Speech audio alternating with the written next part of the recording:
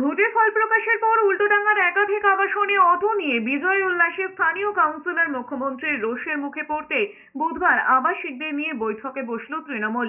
Sun city, marlin tower সহ একাধিক আবাসনে ভোটের ফল প্রকাশের পর অটো নিয়ে মিছিল করে তৃণমূল।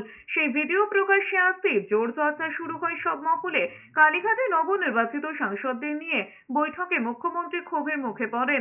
স্থানীয় কাউন্সিলর শান্তি রঞ্জন কুণ্ডু আবাসনের বাসিন্দাদের কাছে ক্ষমা চাইতে নির্দেশ দেন তিনি। এরপরে আবাসনের বাসিন্দাদের সঙ্গে কাউন্সিলর শান্তি রঞ্জন কুণ্ডুকে নিয়ে বৈঠক করেছেন তৃণমূল নেতা তথা মুখপাত্র কুণাল ঘোষ। সেখানে বাসিন্দাদের কাছে ক্ষমা চেয়ে নিয়েছেন শান্তি রঞ্জন কুণ্ডু।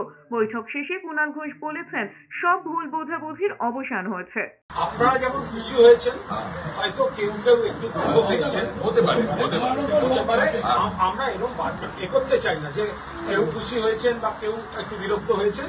যারা বিরক্ত হয়েছেন আমরা তাদের কাছে ক্ষমা চেয়ে নিয়েছি, আর আমরা ভবিষ্যতে নজর রাখবো যাতে একজন মানুষও কেউ বিরক্ত না হয়।